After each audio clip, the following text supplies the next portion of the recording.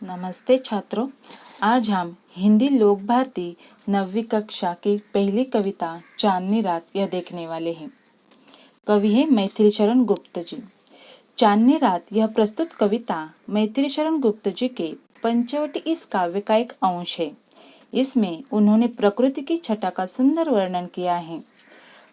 कवि परिचय। मैथिली शरण गुप्त जी जन्म 3 अगस्त 1886 चिरगांव झांसी उत्तर प्रदेश में हुआ था। मृत्यु 12 दिसंबर 1964 में हुई। प्रमुख कृतियाँ साकेत ये उनका महाकाव्य है। यशोधरा, जयेंद्रवध, पंचवटी, भारत भारती ये उनके खंड काव्य हैं। रंग में भंग, राजा प्रजा आदि उनके नाटक हैं। मैथिली शरण गुप्त जी खड़ी बोली के महत्वपूर्ण कवि हैं। उन्होंने प्रस्तुत कविता में यह प्रसंग बताया है कि जब भगवान श्री राम, सीता, लक्ष्मण जब अज्ञातवास में थे तो ये नासिक में स्थित पंचवटी के पूर्णिमा की चांदनी रात का यह मनोहर प्रसंग है। बढ़ते हम कविता की ओर। कविता की पंक्तियां हैं। चारु चंद्र की चंचल किरणें खेल रही है जल थल में। कठिन शब्द का अर्थ देखिए पहले। चारु मतलब सुंदर, चंचल मतलब जो शांत न हो, अस्थिर, थल मतलब भूमि। कवि कह रहे हैं कि चारु चंद्र के चंचल किरणें मतलब सुंदर चंद्र की जो चंचल किरणें हैं वो खेल रही है जलथल में। थल मतलब भूमि, भूमि पर भी वो खेल रही है, जल में खेलती हुई दिखाई दे रही है। और ये प्रकृति का सुंदर वर्णन उन्होंने इस कविता में किया है। अगली पंक्तियां हैं। स्वच्छ चांदनी बिछी हुई है अवनी और अंबर तल में। रात के समय चांद की जो चंचल किरणें हैं जलथल में तो खेलती ही है, लेकिन पृथ्वी और आकाश में चारों ओर चांदनी फैली हुई है। ऐसा लगता है कि ये अवनी मतलब पृथ्वी और अंबर मतलब समूचे नभमंडल जो है उस समूचे नभमंडल में फैली हुई है, उसे प्रकाशित कर रही है। निर्मल प्रकाश पृथ्वी पर फैला हुआ है। अगली पंक्तियां। पुलक प्रकट करती है धरती हरित तृणों की नोकों से। और इस अवसर पर पृथ्वी अत्यंत प्रसन्न है क्योंकि रात का समय है, चारों तरफ चांदनी फैली हुई है और यह अपनी प्रसन्नता पृथ्वी पर जो उगी हुई हरी घास है उस हरी घास की नोकों से प्रकट कर रही है।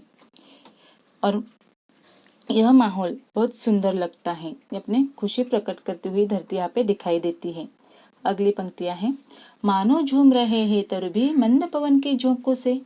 जिस प्रकार अपनी खुशी प्रकट करते हैं हरित घास, उसी प्रकार ये तरु भी, पेड़ भी अपनी खुशियां व्यक्त करती है। कैसे? मंद पवन के झोंकों के साथ झूम जाती है और अपनी खुशियां प्रकट करती है। अगली पंक्तियां। क्या ही स्वच्छ चांदनी है यह, है क्या ही निस्तब्ध निशा, है स्वच्छंद सुमंद गंध वह, निरानंद है कौन दिशा। यहाँ पे निस्तब्ध मतलब गतिहीन, शांत, और स्वच्छंद मतलब अपने मन से इच्छा के अनुसार सब काम करने वाला। तो ऐसी हवा है, रात का समय है, स्वच्छ चांदनी बिछी हुई है। कवि चंद्रमा के स्वच्छ प्रकाश में निकली हुई रात्रि का वर्णन करते हुए कहते हैं कि यह चांदनी गजब की निर्मल है और यह रात कितनी शांत है। कहीं किसी का स्वर नहीं है, कोई कोलाहल नहीं है, सर्वत्र मुक्त रूप से मंद मंद सुगंध व्याप्त है।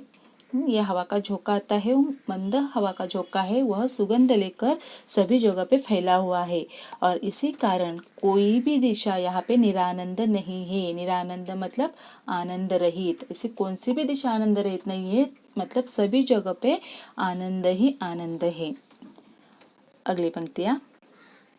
बंद नहीं अब भी चलते हैं नीति नटी के कार्यकलाप, पर कितने एकांत भाव से, कितने शांत और चुपचाप। यहाँ पे नीति मतलब भाग्य, नटी मतलब जो अभिनेत्री है, जो काम करती है, अलग अलग प्रकार के मुखौटे पहनती है और मुखौटे के कारण वो पहचानी जाती है। उसी प्रकार यह जो भाग्य है, भाग्य नटी की तरह कार्यकलाप करती है, अपनी गतिविधियां चालू रखती है। कवि कहते हैं कि कोई भी यहाँ पे गतिविधि बंद नहीं है। रात्रि रूपी नट्टी के सारे कार्यकलाप अब भी पहले जैसे ही चल रहे हैं और इसकी विशेषता यह है कि सब कुछ बहुत ही शांत ढंग से और एकांत भाव से चुपचाप हो रहा है, कोई कोलाहल नहीं है, अपने काम भाग्य या नीति ठीक से कर रहे हैं। शब्दार्थ है यहाँ तक के। चारु मतलब सुंदर, चंचल मतलब हिलने डुलने वाला, थल मतलब जमीन, अवनी मतलब वसुंधरा, अंबर आकाश, पुलक खुशी, हरित हरी, तृण घास, मंद धीमा, स्वच्छंद मनमाना, निस्तब्ध गतिहीन, सुमंद बहुत धीमा, निरानंद आनंद रहित, नियति प्रकृति या भाग्य, नटी अभिनेत्री, कार्यकलाप गतिविधि। ये शब्दार्थ हैं। अगली पंक्तियां हैं। हे बिखेर देती वसुंधरा मोती सबके सोने पर, रवि बटोर लेता है उनको सदा सवेरा होने पर। कवि चांद तारों की जो तुलना है वो मोतियों से करते हुए दिखाई देते हैं। जो चांद तारे वो मोती जैसे लगते हैं कि जब सब लोग सो जाते हैं तो पृथ्वी आकाश में चांद तारों के रूप में मोती बिखेर देती है। जब रात हो जाती है, सब लोग सोते हैं, तब आकाश में ये चांद तारे मोतियों की तरह दिखते हैं। और जब सवेरा होता है तो ऐसा लगता है जैसे सूर्य इन मोतियों को हमेशा बटोर ले जाता है।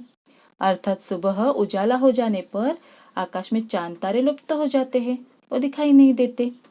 क्यों? क्योंकि अब आकाश में सूर्य देवता हैं।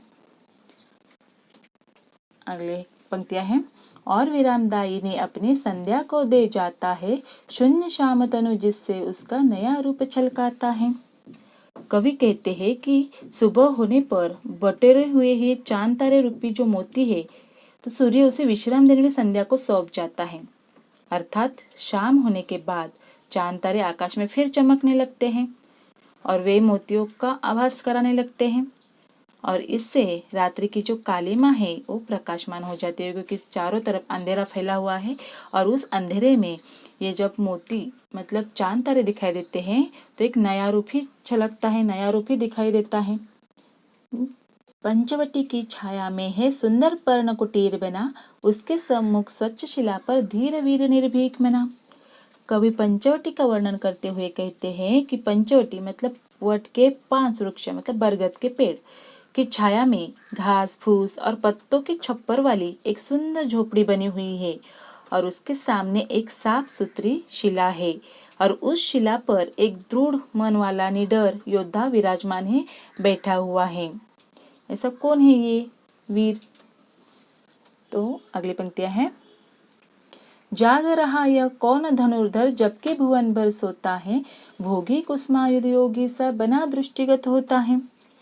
कवि कहते हैं कि इस समय संसार के सारे लोग सो रहे हैं, पर यह धनुषधारी कौन है? धनुर्धर मतलब धनुषधारी, धनुष हाथ में लिया हुआ ये कौन है? जो रात्रि में इस समय में जाग रहा है, क्योंकि पूरा भुवन पूरा संसार सो गया है, लेकिन इस समय यह धनुर्धर कौन है? वे कहते हैं कि यह कामदेव सा भोगी मतलब गृहस्थ, कोई सन्यासी जैसा दिखाई देता है। कुसुमायुध मतलब कामदेव, एक सन्यासी जैसा लगता है। वो कौन है? अर्थात वो कौन है? लक्ष्मण जी, क्योंकि ये प्रसंग जो है वो पंचवटी में जो अवतरित हुआ है वही प्रसंग है और वो लक्ष्मण जी है, रामायण के पात्र। वो अपने भैया भाभी की रक्षा कर रहे हैं झोपड़ी के बाहर बैठकर। शब्दार्थ है। विरामदायिनी आराम पहुंचाने वाली, शाम काला, तनु शरीर, कुटीर झोपड़ी, धीरवीर दृढ़ मन वाला योद्धा, निर्भीक निडर, धनुर्धर तीरंदाज, भुवन संसार, पर्ण पत्ता, शिला पत्थर, कुसुमायुध कामदेव, दृष्टिगत जो दिखाई पड़ता हो। सवाल है कविता के आधार पर, एक शब्द में उत्तर लिखने हैं। पहला प्रश्न है पद्यांश में आया हुआ एक बहुमूल्य रत्न। दूसरा प्रश्न है रवि को विश्राम देने वाली कौन है, उसका नाम लिखना है। तीसरा है पंचवटी की छाया में क्या बनी है, उसका नाम लिखना है। पद्यांश में आया हुआ सौरमंडल का एक प्रसिद्ध ग्रह कौन सा है, वो लिखना है। नियत नटी के कार्य का ढंग किस प्रकार है, वो लिखना है। धन्यवाद।